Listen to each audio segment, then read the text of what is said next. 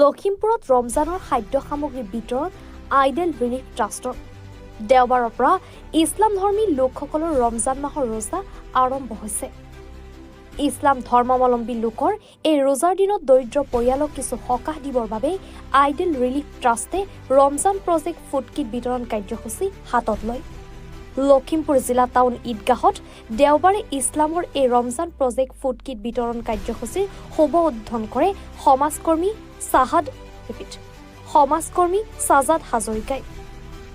লখিমপুৰৰ বিভিন্ন প্ৰান্তৰ পৰা প্ৰায় 50টা দৰিদ্ৰ পৰিয়ালক এই ৰমজান প্ৰজেক্ট ফুড কিট বিতৰণ কৰা হয়। News desk, Lakhimpur live 24।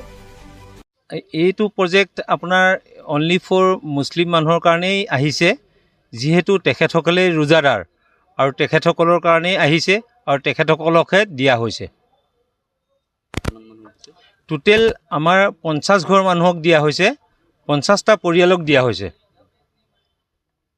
বিভিন্ন সমাজৰ যিখিনি দুখীয়া নিচলা এই ৰমজানত যথেষ্ট অসুবিধা হয় ৰোজা ধৰিবৰ কাৰণে, ইফতাৰ কৰিবৰ কাৰণে, তেনেকুৱা যিসকল পৰিয়াল আছে সেই পৰিয়ালসকললৈ এককালীন এক সাহাৰ্য আমালৈ আহিছে আৰু আমি সেইখিনি আজি টাউন ঈদগাহত আমি ডিষ্ট্ৰিবিউশ্যন কৰিছোঁ।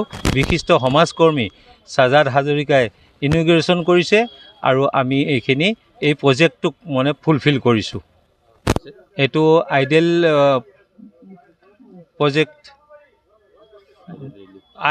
আইডেল ৰিলিফ ট্ৰাষ্ট 2025 বুলি অভিহিত কৰিছে আৰু এই প্ৰজেক্টৰ ভিতৰত আপোনাৰ